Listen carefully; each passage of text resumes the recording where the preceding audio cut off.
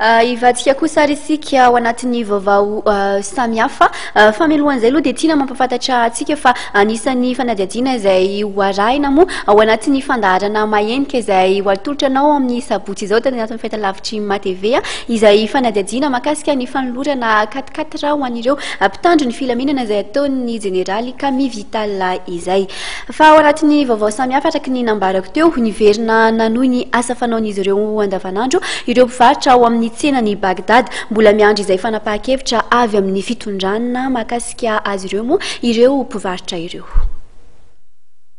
Raha nanatanteraka fitokonana ny amin'ny tsy tokony hanesorana azy ireo amin'ny toerana nisy azy nandritra ny 10 taona latsaka kely izay ireo mpivarotra ao amin'ny tsenany Bagdad etsy amin'ny 17 hektara dia niverina nanohy ny asany izy ireo ny tamin'ny androany. Mbola tsy misy ho izy ireo ny fanapahan-kevitra noraisin'ny komina momba azy ireo raha ho afindra amin'ny toeran-kafa saingy efa nisy ny resaka ho izy ireo fa na amin'ny faran'ny volana febroary izao na ny 15 ny volana martsa no miala eto amin'ity toerana izay ivarotan'izy ireo ity ireo mpivarotra. Ny etsika ny mpivarotra eto amin'ny Bagdad zany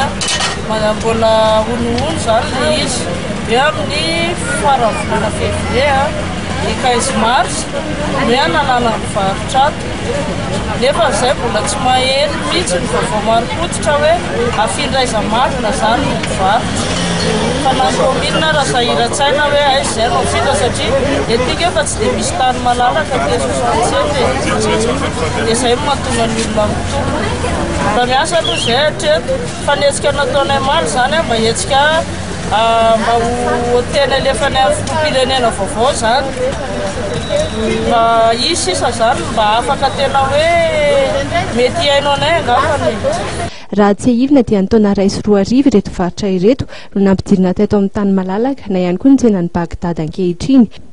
Vokatry ny fanesorana ireo mpivarotra molon-dalana izay isan'izany avokoa ny ankabeazan'ireto mpivarotra ireto no nanomezana azy ireo ity toerana ity. Hatrizao aloha dia mbola miandry izay toerana asiana azy arak'izany ireto mpivarotra izay misy 500 eo no mivarotra eto amin'ity toerana ity. Mety mbola hitohy io izy ireo ny fitokonana raha tsy misy ny fanapahan-kevitra mantitra ny amin'ny toerana izay ametrahana azy ireo.